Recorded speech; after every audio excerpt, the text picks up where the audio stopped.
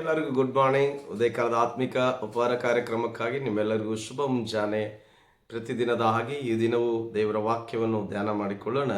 ದೇವರ ವಾಕ್ಯ ಈ ದಿನ ಸತ್ಯವೇದದಲ್ಲಿರುವಂಥ ಕೀರ್ತನೆ ಎಂಬ ಪುಸ್ತಕ 37ನೇ ಕೀರ್ತನೆ, ಅದರಲ್ಲಿ 6ನೇ ವಚನ.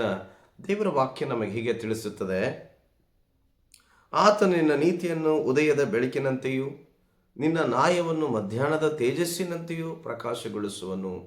ದೇವರ ನಾಮಕ್ಕೆ ಸ್ತೋತ್ರವಾಗಲಿ. ನೋಡುವ ಸ್ನೇಹಿತರೆ, ಆತ್ಮೀಯರೇ, ಪ್ರಿಯರೇ, ನೀತಿಯಿಂದ ನಡೆಕೊಳ್ಳುವಂಥದ್ದು, ನ್ಯಾಯದಿಂದ ಜೀವಿಸುವಂಥದ್ದು ನಿಜವಾಗ್ಲಿ ಅಂದರೆ ದೇವರ ದೃಷ್ಟಿಯಲ್ಲಿ ಅದು ತುಂಬ ಅಮೂಲ್ಯವಾದಂಥ ಒಂದು ಕಾರ್ಯವಾಗಿದೆ. ಆ ಕಾರಣದಿಂದ ಕರ್ತನು ಯಾರೆಲ್ಲ ನೀತಿಯಿಂದ, ಯಾರೆಲ್ಲ ನ್ಯಾಯದಿಂದ ಜೀವಿಸ್ತಿರೋ ಅವರನ್ನು ಉದಯದ ಬೆಳಕಿನಂತೆಯೂ ಮಧ್ಯಾಹ್ನದ ತೇಜಸ್ಸಿನಂತೆಯೂ ನಾನು ಅವರನ್ನಿಟ್ಟು ನಡೆಸ್ತೀನಿ ಎಂಬುದಾಗಿ. ಇವತ್ತು ನಾವು ಎಷ್ಟೋ ಅನೀತಿವಂತರ ಮಧ್ಯದಲ್ಲಿ ಮೋಸ ಅಂದರೆ ನ್ಯಾಯ ಇಲ್ಲದೆ ಹಾಗೆ ಅನ್ಯಾಯ ಮಾಡುವವರ ಮಧ್ಯದಲ್ಲಿ ನಾವು ಜೀವಿಸ್ತಿರುವಾಗಲೂ ಕೂಡ ಅವರ ಮಧ್ಯದಲ್ಲಿ ಇದ್ದು ನಮಗೆ ಬರುವ ಎಲ್ಲ ಅಡೆತಡೆಗಳನ್ನು ನಾವು ಪಕ್ಕೆಗಿಟ್ಟು ನಾವು ಮಾತ್ರ ನೀತಿಯಿಂದ ನ್ಯಾಯದಿಂದ ಹೋಗುತ್ತಿರುವ ಪ್ರತಿ ವ್ಯಕ್ತಿಗಳಿಗೆ ಈ ಮುಂಚಾನ ವೇಳೆಯಲ್ಲಿ ದೇವರು ಹೇಳುವಂಥದ್ದು ಏನಂದರೆ, ಯಾರೆಲ್ಲ ನೀತಿಯನ್ನು ಹಿಡ್ಕೊಂಡು ಜೀವಿಸುತ್ತಾ ನ್ಯಾಯದಲ್ಲೇ ಬದುಕುತ್ತಿರುವವರಿಗೆ ದೇವರು ಅವರನ್ನು ಉದಯದ ಬೆಳಕಿನಂತೆಯೂ ಮಧ್ಯಾಹ್ನದ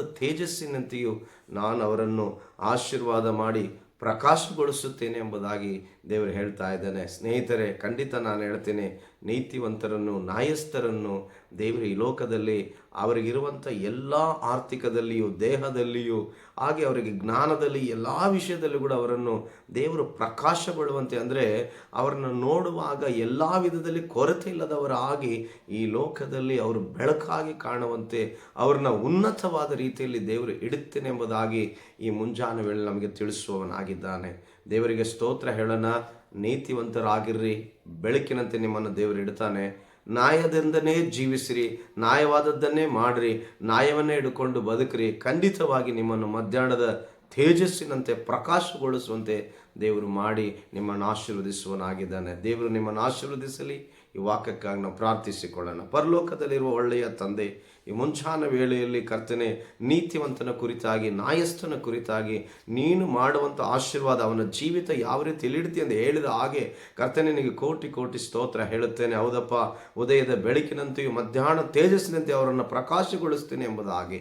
ನೋಡುವ ನನ್ನ ಸ್ನೇಹಿತರು, ಆತ್ಮೀಯರು, ಯಾರೆಲ್ಲ ಕರ್ತನೆ ಅನ್ಯಾಯಸ್ಥರ ಮಧ್ಯದಲ್ಲಿ ಕರ್ತನೆ